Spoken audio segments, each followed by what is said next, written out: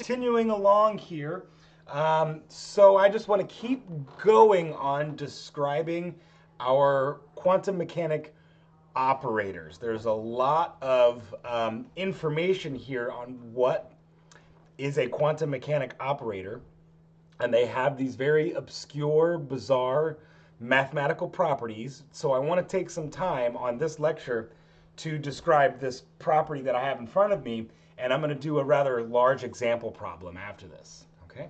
So all quantum mechanic operators that correspond to observables, such as energy or position, have a very special mathematical property. They are Hermitian.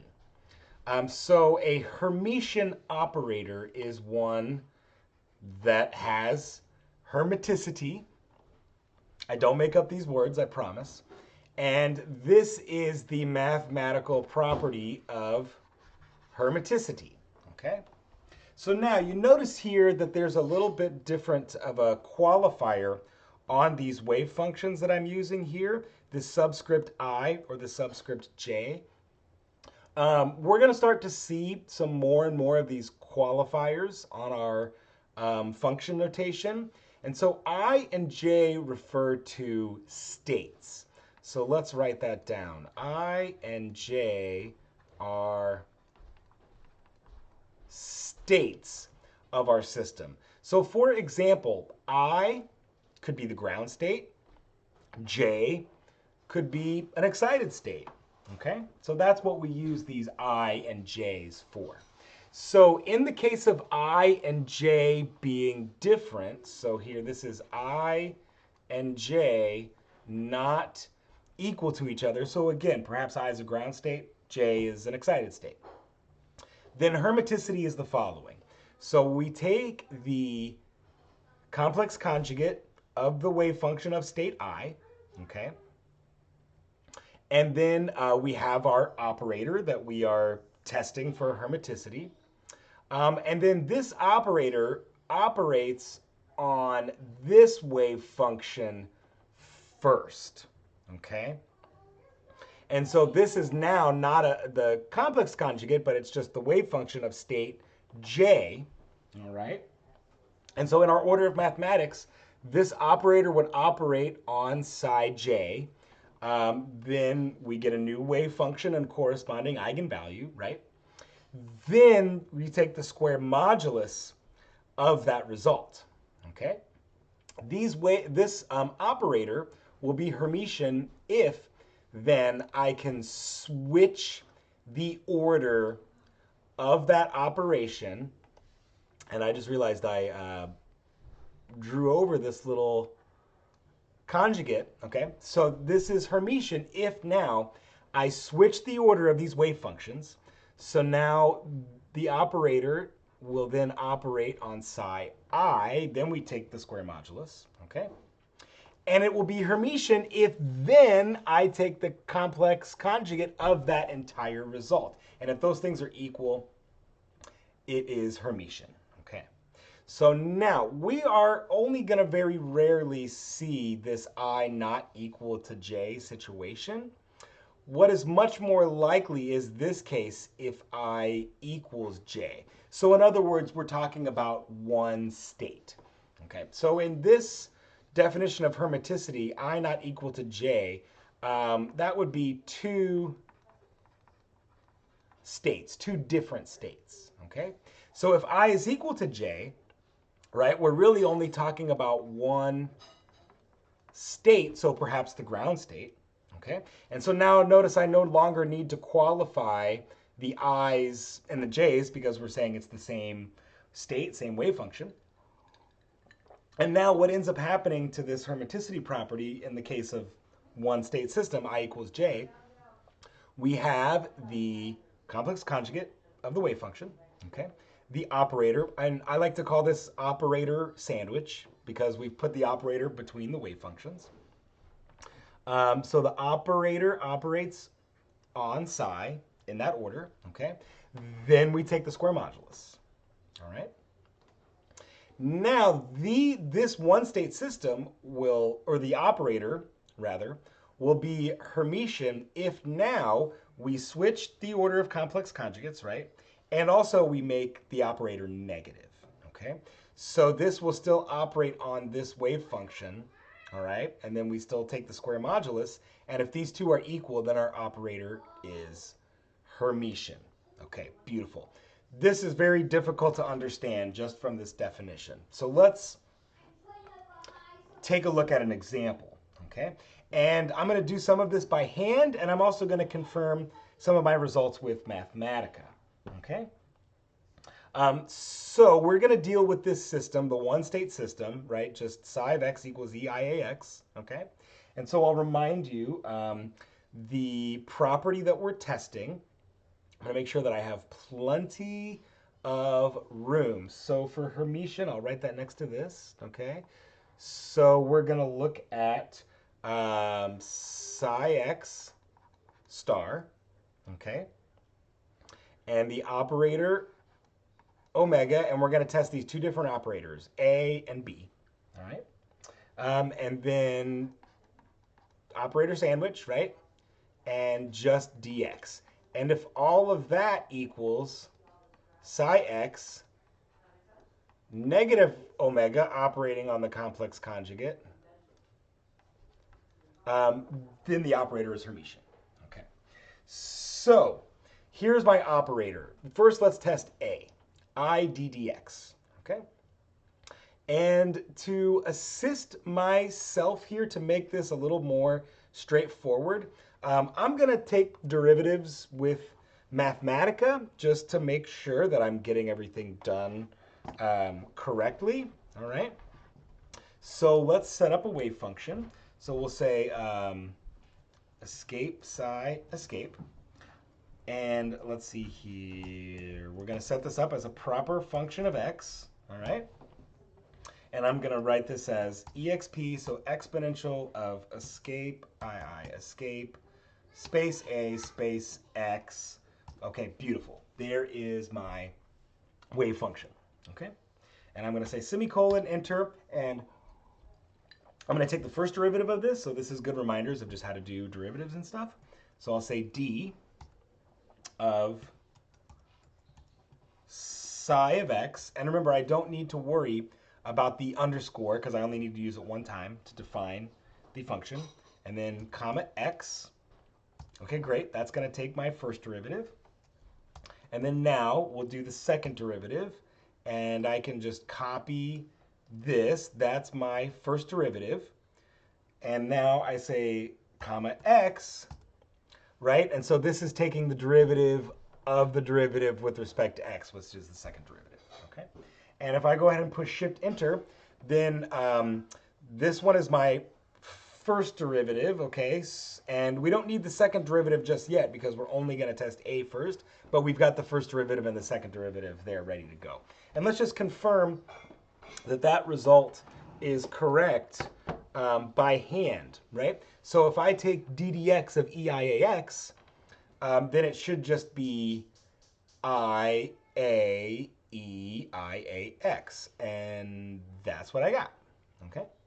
And then the second derivative, right, we know that it will be IA times IA EIAX. So that'll just be, because I squared is -1, right, remember?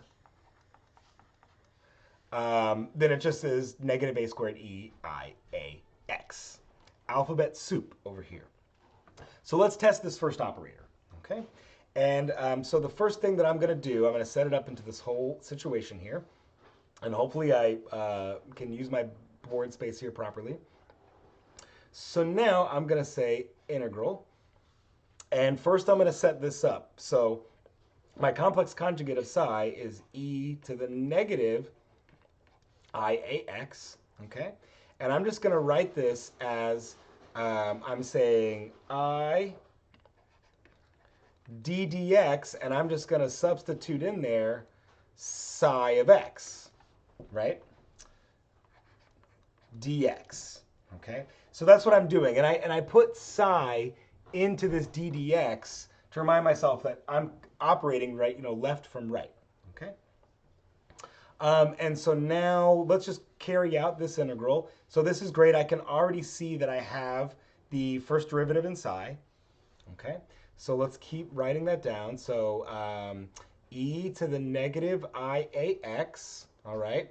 And then I recognize d psi dx is IAEIAX, okay? But I have an I in front of there for the operator as well. So I'm going to say just I times IAEIAX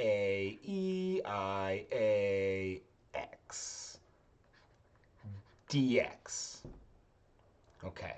So now the e to the negative IAX cancels with the e to the positive IAX, right? That just becomes 1. So let's cancel that. Okay. And then now what I'm left with is integral of I squared times a dx. So we know I squared is negative 1, and the integral of a dx just equals a.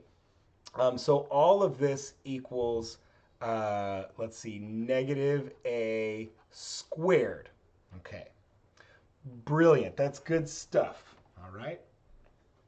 So now I'm gonna switch the order of operation, and we're gonna see what that does. Okay. So I'm gonna go ahead and just write that on another line. I'm gonna go like dot dot dot dot dot dot dot. Okay. So now I'm gonna do this side of the equation. All right. So integral of now just psi. Okay. So that's EIAX. Okay. And now I still have my A operator that I'm testing, but now remember there's a negative sign there. So that's going to be negative I first derivative in psi dx. Okay? So now we know, so continuing on, integral EIAX. So once again, we know the first derivative of this function was IAEIAX, okay? But I've got that negative I right there, so I'm just going to keep it there so we can see where everything is coming from. And that's IAEIAX dx, okay? Brilliant. So let's see. Oh, and you know what? Haha, I made my first mistake already. Of course. Because, right, I forgot, this has got to be the conjugate. Okay? So let's recognize that that's got to be the conjugate there. So let's go ahead. This is why I only wanted to do just these examples on this lecture. Okay? And so if psi equals this, so look, I'll just show you really quick how I can change that. I'm just going to put a negative sign in there, you know, for my conjugate, because that's what's going to happen with the complex conjugate. A positive I becomes a negative I. And I'm just going to reevaluate now that all the way through. And obviously it added a negative sign. That's what kind of we should have expected. Okay, so now let's just keep track of this. So I have a negative sign in front of the operator. So there's the negative sign. The operator is I ddx. So I ddx, all right? But now we recognize that this is, right, operating on the complex conjugate this time, okay? Which in this case now is another negative sign. So I'm going to put another set of parentheses there so we can keep track. Negative IAE, negative IAX, okay, parenthesis dx. Okay, so let's see what's happening with this thing. So we have an E positive IAX and an E negative IAX. So similarly, those cancel. Okay. And then I have, let's see here. I feel like I am missing something. Oh, you know what? I'm looking at this and like maybe you guys were thinking this and freaking out. It's just negative A. I was looking at the I squared. That's just negative A. Sorry about that.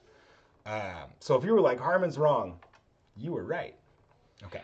So sorry, this first operation was negative A. Because now what you can see over here, what's going to happen is I get integral of negative I times negative I, and just in case, right, this is why we have the Mathematica. So I'm going to say negative escape I escape times negative I, and that still equals -1, right? Because the negative sign and the negative sign cancel, and then I squared is -1. All right, so then from there, I'm just going to get negative a dx, and that equals negative a, so brilliant. That operator checks out, okay? Both of those two results are equal. Okay, so, and if I did this right, I saved myself enough room to do B. We're going to test B now, okay? So I'm going to go back over here. I'm going to change this to a positive sign and just remind myself that now what I want is this second derivative to test this B operator, right? Because the B operator is just I times the second derivative.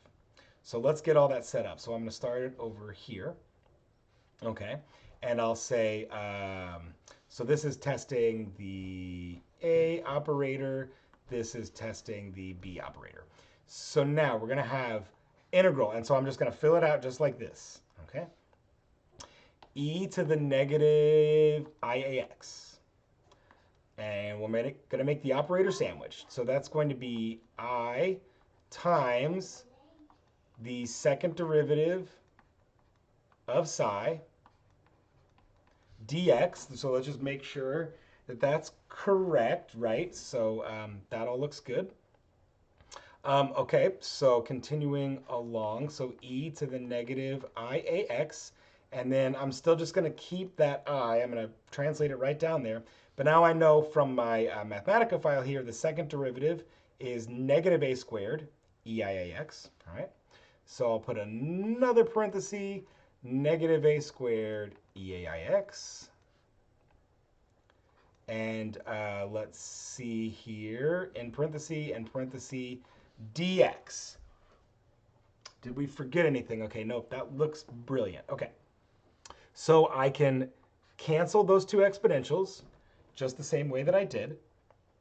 And now what I have is the integral of negative a squared times I times dx. And so that's just going to give me negative a squared times I.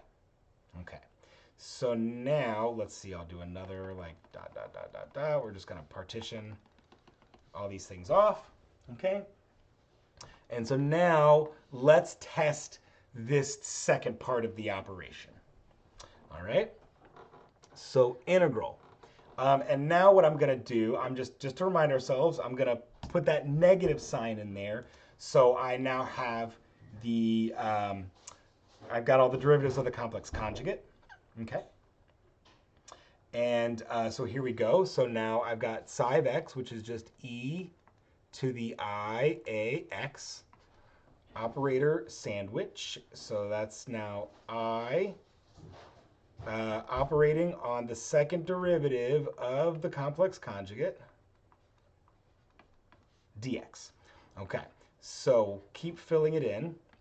E to the I, I'm getting some delays here. Okay, e to the IAX, and I'm going to keep that I there so I know it's there, times.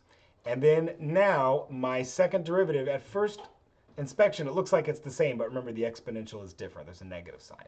So that's negative a squared e to the negative IAX.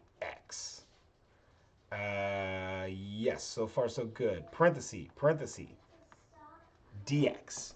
Okay, let's see what happens. So we know that these exponentials are going to cancel.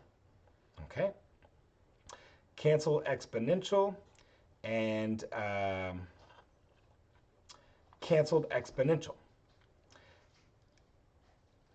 What happened here? So I have to admit, folks, as I'm looking at this, okay, so sorry, I'm going to keep going here. Okay, and so then I've got the integral. yes, negative a squared I times dx, and that equals negative a squared times I. I'm looking at my cheater board here where I worked all of this out ahead of time, and this one was not supposed to be Hermitian. So let's see what I did wrong. Oh, dudes, I found it. You guys know what I did wrong? The negative sign right there. Maybe you're also there freaking out in the comments. He forgot a negative sign. Okay, so let's distribute that negative sign through, right? So all I did was basically I did the same thing. I forgot to apply the change of order. So now that goes up here. So the negative sign goes right there, negative sign, and then of course that's gonna flip the sign and make it a positive. Okay, so this is gonna be the last slide that I describe. Okay, and so this will just be very brief. So we've talked about how all quantum mechanic operators are Hermitian. Okay, so another property of Hermitian operators is that they have real eigenvalues. Okay, so we could have actually backed up on this. So on this example, when I did this A operator, right, we noticed that we got a real number. Okay, even though it's negative, it's still a real number. I could have totally stopped right there just at the fact that I got an I, because that's another property of these Hermitian operators is that their eigenvalues have to be real. But I still wanted to continue on showing you through this that not only switching the operation, they're not equal to each other, but the fact that that has an imaginary number means that that particular operator here, the I ddx squared, it can't be Hermitian because it doesn't have a real eigenvalue. Okay. So once again, right, the operator operates on psi, and what we have to get back is a real number and the original wave function. Okay. So the last thing I'll describe briefly is this orthogonal wave functions, and more on this notion of having different states. Okay. So we've already talked about normalized wave functions, right? And if we set up the normalization condition, assuming here that these are already normalized, so I'll write psi I and psi j are normalized. And so if those wave functions are already normalized, and we're talking about one state, right, I equal to j, okay, then when I take the square modulus and integrate, I get that it equals 1. All right? Okay. So what about the case when I and j are not equal to each other? Okay. So this still condition applies. Psi I and psi j are normalized, right? But now in this case, when we're talking about maybe a ground state and an excited state, I not equal to j, then those wave functions have to be orthogonal. Okay, so the interpretation of, and orthogonal means that when I take the square modulus of this, it's equal to 0. So the conceptual interpretation of these things are normalized wave function. There is a 100% chance of finding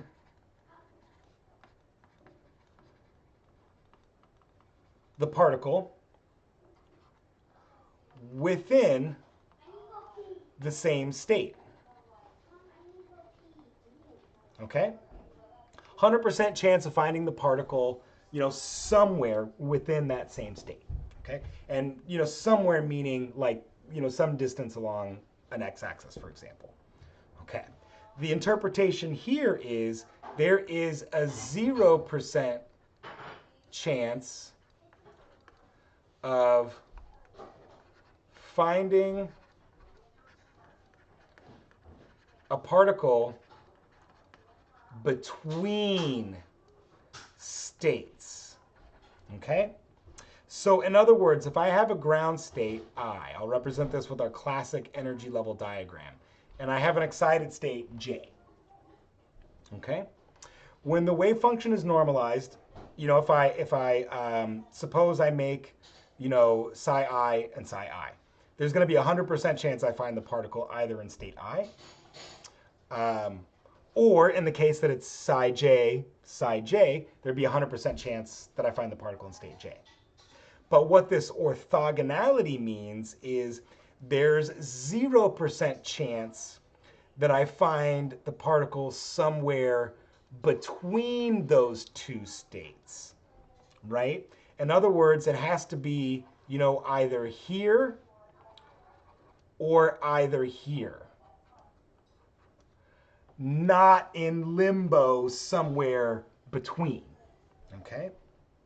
And this is one of the, origins of quantization or quantum mechanics. We can't find the particle between states. It's either going to be in state I or it's either going to be in state J. Okay, so let's look at the learning goals. And I think I accidentally highlighted some of these already. So let's talk about this. So be familiar with the mathematical operations on wave functions. So normalization, I just talked about that now, but we talked about it previously, and we'll do some examples.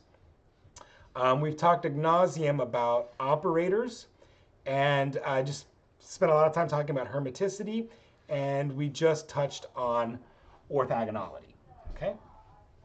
So in the next lecture, I'm gonna focus on this superpositions, basis sets, and expectation values. Okay, folks, I'll see you in the next one.